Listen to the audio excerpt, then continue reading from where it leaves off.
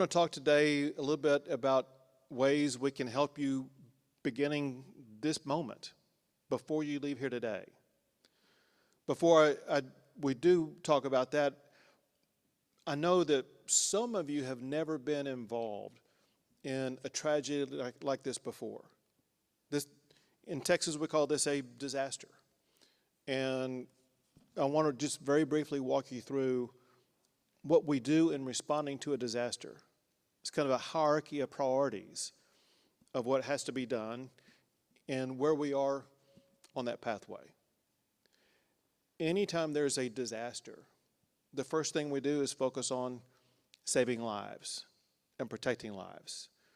And y'all may have been in situations where you were unable to see what I'm going to tell you about. Maybe you've seen videos of it after that. But the rescuing of lives was something far beyond what has ever been achieved in the state of Texas before. Not counting the Coast Guard, not counting the federal officials, just state officials alone, whether it be the National Guard, the Texas Department of Public Safety, Texas Task Force 1, alone, they saved or rescued more than 1,000 people. People who were caught up in trees, stuck in dangerous places in the river or on a rooftop, whatever the case may be. Job number one is to save lives. Job number two is to go through rescue missions and search missions.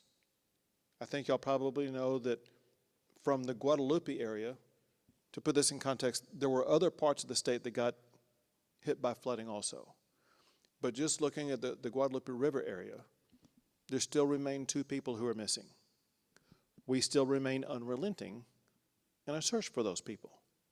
We have professional search teams out constantly using the traditional methods as well as new techniques and technology to try to find the remaining 2 people, and we are not stopping. Next thing we focus on is to assist with the cleanup.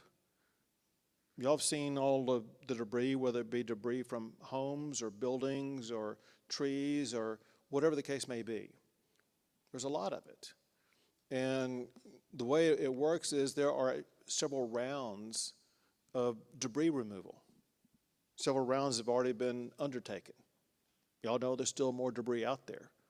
And we as a state, we're working with local officials as well as with federal officials to continue that debris removal process.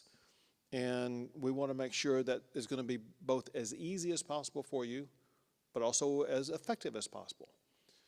One thing we can do is be responsive. One thing we cannot do is read minds.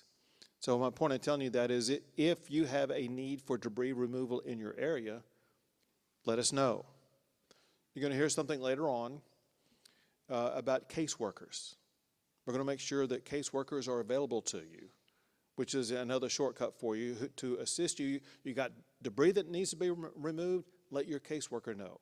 You got debris that needs to be removed, let West Verdell know. We want to make sure that needs like that are met. Next thing we do after that is we work, and when I say next thing, this is like in day 1 or day 2, all the way through today. We work with local communities, whether it be at the city level or the county level, to make sure their needs are being met and their ability to operate as a government. Make sure that roads are operational, that neighborhoods are safe, that looting is not taking place, different things like that. And then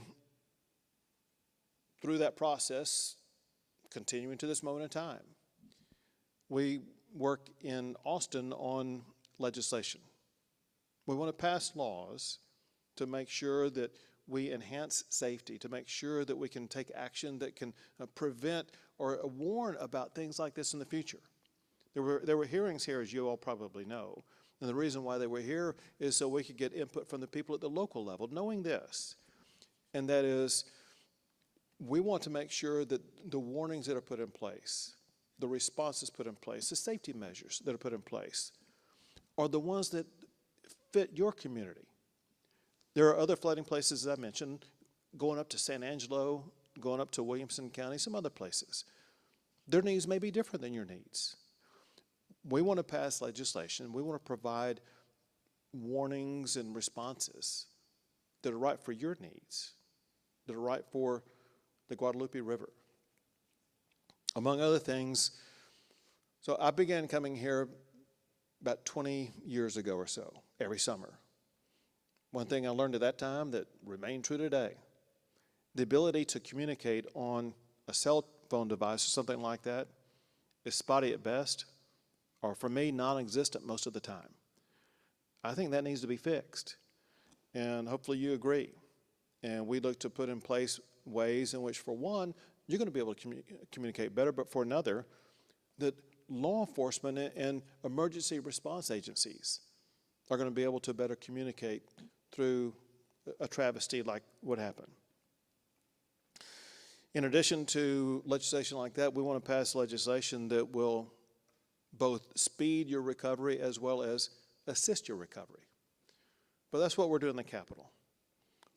Right now, what we're focused on is helping communities, businesses, and families rebuild. Our focus today at this event right now is families. There's other times that we spend with communities and other times that we're going to be focusing on businesses, and other times where we're going to be working with families who are not here. Those who are here, we're focused on two things. One is what's called temporary assistance, and the other is permanent assistance. On the temporary side, one need some, if not many of you have, is housing. Where are you staying right now? Everyone needs a roof over their head. Are you in a hotel? Are you in some rental house? Are you staying in some other community? Wherever you're staying, there are resources available to assist you through whatever temporary stay that you're going through. But what we really want to address today is to really boost, to speed up, to assist you on more permanent needs. And we had to have a starting place. And our starting place for today are the families who, for one, filed a claim with FEMA. If you're here, it probably means that you filed a claim with FEMA. What that does, it lets us know who you are, where you lived, what your damages were, what your needs are. Filing that FEMA claim is very important. All of you all did that. I want you to know there were others who did it also who could not make it here today. Some are out working on their houses as we speak, and there's other reasons. I just want to make sure that you knew we are going to be working with other families in this community. Those here today are among the worst hit. And we're here today to help you with those needs. And we will provide others who are not here today with the assistance they need. There are a lot of people here today to assist you in those needs. I'm going to have two of them come up here and tell you what they are going to be doing for you today. One is Tom Cusick, who will speak right after me. And then right after him is Chief Nim Kidd, who is the head of the Texas Division of Emergency Management. So this time, Tom, why don't you come on up? Thank you. First of all, thank you, Governor. And Nim Kidd, thank you so much. Probably 3 weeks ago, I'd never spoke to the Governor or Nim Kidd, and probably every day I either speak to him, we text, or we have some form of communication about what's happening here. So I want to thank you guys. You've been tremendous. The state of Texas needs to be proud of who we have representing us, so thank you. Just to give you all a little background, George Strait and I have known each other for over 30 years, and about 15 years ago we decided to take on a project in Bernie, Texas. It was a bankrupt little golf course, and we went ahead and, well, we built it back, and it was a proud thing that we did. But more importantly, what came out of that is we started holding a fundraiser. Our Vaqueros Del Mar, which was our partnership, we started doing a fundraiser for our military wounded warriors. So over the last 14 years, we've raised over $20 million for all of the men and women that serve this country. And it's been a tremendous achievement that we've done, and we've been very proud of it. On July the 6th, I called George. My wife and I were out of town, and we were hearing about all the news that was happening here in our backyard. And George and I talked. I told him my idea, and I said, I'd love to do a fundraiser. I said, we need to do something immediate. We need to get cash as quickly as possible into the hands of these families that are suffering. Well, it didn't take George very long to say, let's do it. But he said, you think you can put this together that quickly? And I said, I think I can. And right down in front of me is Diane DeAnda on the right, my right, who's been with me over 30 years, and Linda Bean, who's been with George, I don't know, 15 years, Linda? In literally 10 days, we put together a fundraiser in Boerne, Texas, and we raised to date over $7 million. Now, George and I, our goal, I said, I think we can raise 5. And we decided that if we did that, we wanted this money to be distributed immediately to families in need. I had a granddaughter going to school in Asheville, North Carolina. I've seen what's happened in California with families standing on a foundation a year and a half later going, where's the money? And George insisted, and I absolutely said, I agree. If we do this, we want the money to get into the people's hands as quickly as possible to start rebuilding and healing. And that's kind of a phrase that I've used in the last couple of weeks. Everybody needs to rebuild, and we need to heal. A lot of us have suffered tragedies or very difficult times in our lives. I can't imagine what you folks are going through. I used to come up here 30-some years ago with my wife, and we would stay up at the very headwaters of at the River Inn Resort. And when I drove back down 2 weeks ago and saw the devastation, it just absolutely blew me away. I thought, oh, you know, we can go through this. And that's when we realized, working with Linda and Diane, that we can't possibly vet everybody. We thought we could, but it's insurmountable. And that's when, thankfully, we have someone like Chief Nim Kidd, who has helped us to determine as best as possible, along with some of the vetting that we've done, to get money in your hands as quickly as possible. So that's what we're here for today. This couldn't have happened without so much help from around Texas that came to our event, some fantastic contributors that just stepped up and their hearts bled, because they too have been affected either directly or indirectly in what's happened along this Guadalupe River. As the governor said, he's been coming up here. We all love this country. And to see the devastation, to me it looked like a gigantic tsunami, just nothing you could ever imagine. So at any event, we're here. Diane and Linda are going to be distributing checks. I want you to please understand this is our first installment. This is the beginning that we hope will help begin to get you back on your feet, but by no means is it the end. Now, unfortunately, what we raised will be depleted, we hope, quickly. The last thing George and I want is any money to be sitting in the bank a month from now. So we are getting this out as quickly as possible. We've already started in one of the communities up here with the dumpsters to get rid of the debris, which you can't do anything till you remove the debris. And so we've started doing that.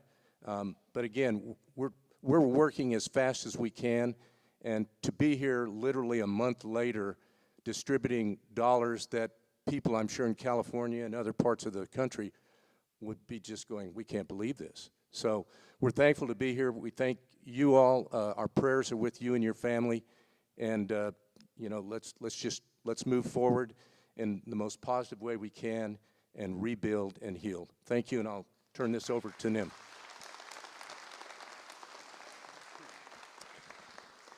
Thank you, Tom. Thank you, Governor. Hello. How are y'all? You doing okay? It's been a tough time, hasn't it? Okay. I'm honored to be here with you right now. I'm going to tell you, I've been in this job for a little over 15 years. And I've been to disasters all over the nation as part of the state urban search and rescue team. And as slow as this feels like it's moving right now, I can tell you it's moving at a speed unlike any other disaster in this nation's history has moved. And that's because that man right there will not take no for an answer.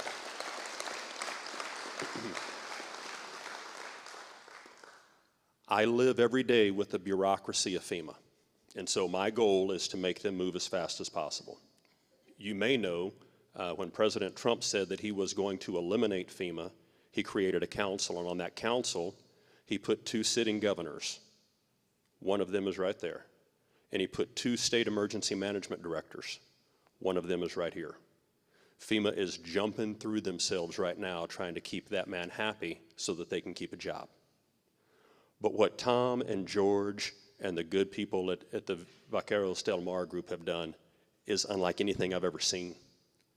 To raise money and to be here right now to start the process of putting that money in the hands of the people that need it has not happened before that I've ever seen. So you are part of something very special, and the rest of this community will benefit as well, and we will continue to go and we'll continue to work. By the grace of God, I was driving through the neighborhood and I ran into Justin. Well, not literally. I mean, I didn't run into him, but and we started talking about, what do you need? What can we do to help? And he said, we've got to keep the volunteers coming. What do y'all think about that? Yes? Got to keep the volunteers coming. Okay, very good. All right. Our team back in the back, those wearing the white shirts and some of the blue shirts, their whole job in life is to make sure that the right volunteer is at the right place at the right time with your permission. Okay? So we're going to make sure that when you leave here today, you have a way to contact us. And I think on some of the letters that you're going to get, there's an email address that you can reach out to us anytime.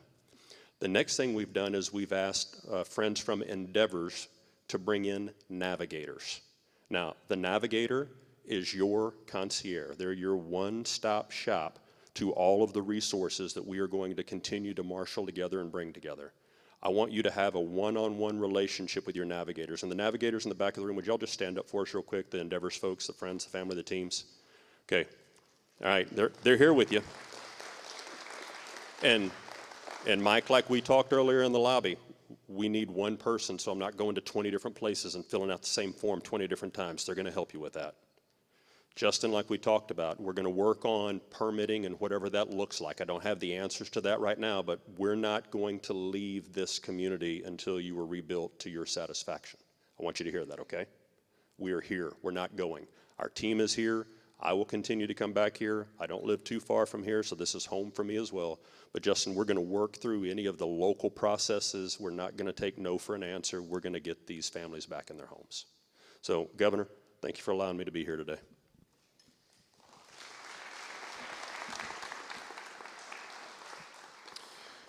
So what's going to happen is 2 things. One is these ladies down here, we're going to have 2 tables set up. What happens at this table? Is this registration or?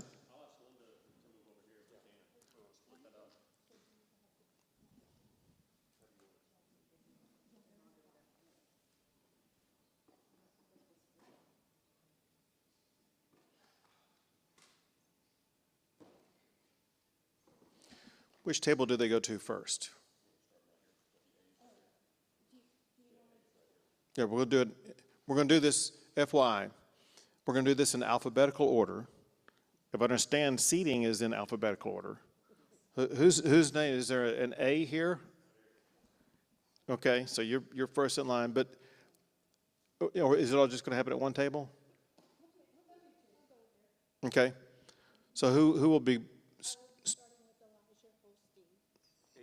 So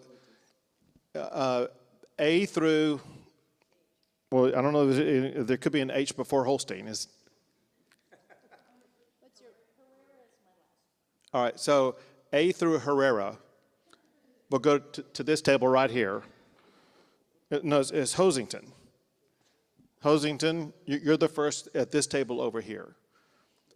And it's not a large crowd. We're going to get to everybody quickly. And so one last piece of explanation, which is hugely important. You're going to come up. You're going to get a check. This is a down payment. You're going to find this a large down payment to help you begin to piece your lives back together. There's more money where this came from. And what is going to be, you got it.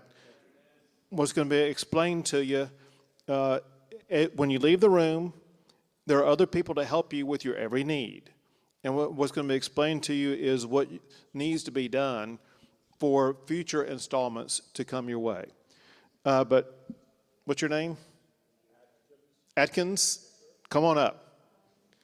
And then we'll make it through all this very quickly. We'll meet you. Where do they go after this? They can go right back to their seats, boss, or they can go outside with the other in the lobby. They can go to hang out here, or they can go to the lobby. Okay. And are there people out in the lobby to help them? Okay. So I heard some of you got here early, and you may have visited with some of the people out in the lobby already. If you've already met with them, you're free to stay here, depart, or go back into the lobby. One thing that would be most helpful for you is if you can meet one of your navigators today, so you can be in personal contact with them, get their cell phone number, get the contact information, so that you will never have to wonder again who you're going to be able to deal with. And those navigators will be in the back of the room. Will the people with TDM be back there also? The people in the white shirts are going to be, some waving their hands, two of them waving their hands right back there. They are here to help you also with whatever needs you have right now, and to be there with a need you may have tomorrow, next week, or next month. I want you to know, and I'll take that question, but I want you to know what our goal is here. To put you on a very strong, immediate beginning, to make sure you're going to be able to get back into a home that you can build, or other residence. I don't know what type of living accommodation that you had. It could have been a trailer, mobile home, could have been a large physical home, could have been an apartment, whatever the case may be. We want you to have a permanent roof over your head. I say we, that's what George Strait wanted to make sure. He said, Abbott, I want them to go back and live the way they were living. Some of you need vehicles to get to work. You got to earn your paycheck. And there will be assistance to make sure you're going to be able to do that. Were you going to say something? You got it.